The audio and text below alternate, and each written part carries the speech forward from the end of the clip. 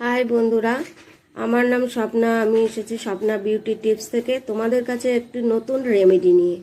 যে রেমেডিটা এই শীত পড়া, কারণ চুল যদি না থাকে আমাদের, তাহলে আমাদেরকে দেখতে একদমই সুন্দর লাগবে না।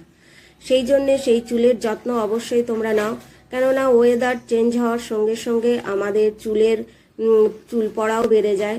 কারণ গরম থেকে ঠান্ডা, ঠান্ডা থেকে গরম, এরকম সময় আমাদের চুলটা বেশি পরিমাণে পড়ে।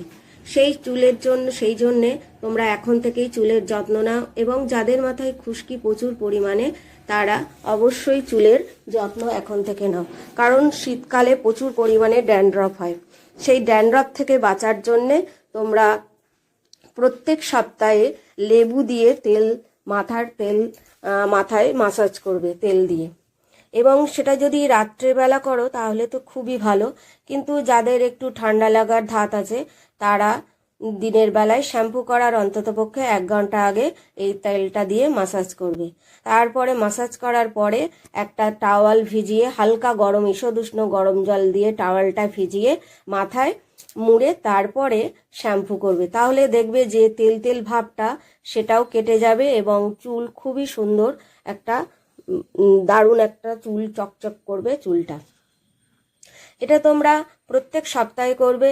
এবং এছাড়াও তোমরা যদি আমলকির রস আর লেবুর রস আর তার সঙ্গে নারকেল তেল মিশিয়ে ব্যবহার করো মাথায়, ঠিক এইভাবে মাসাজ করতে হবে। মাসাজ করাটা কিন্তু খুব জরুরি আমাদের, এবং নিয়ম মেনে মাসাজ করা অবশ্যই দরকার।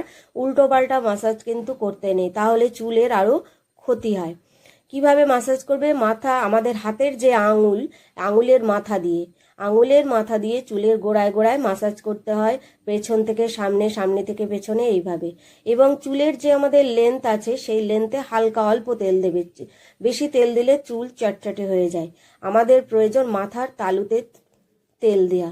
সেই জন্যে মাথার তালুতে তোমরা খুব সুন্দরভাবে তেল দেবে, এবং যদি সেই তেলটা চুলে এইভাবে মাসাজ করবে এবং প্রত্যেক সপ্তাহে করবে। তাহলে বন্ধুরা, আমার এই ভিডিও যদি তোমাদের ভালো লাগে তাহলে লাইক, শেয়ার আর সাবস্ক্রাইব অবশ্যই করে দিও। থ্যাংক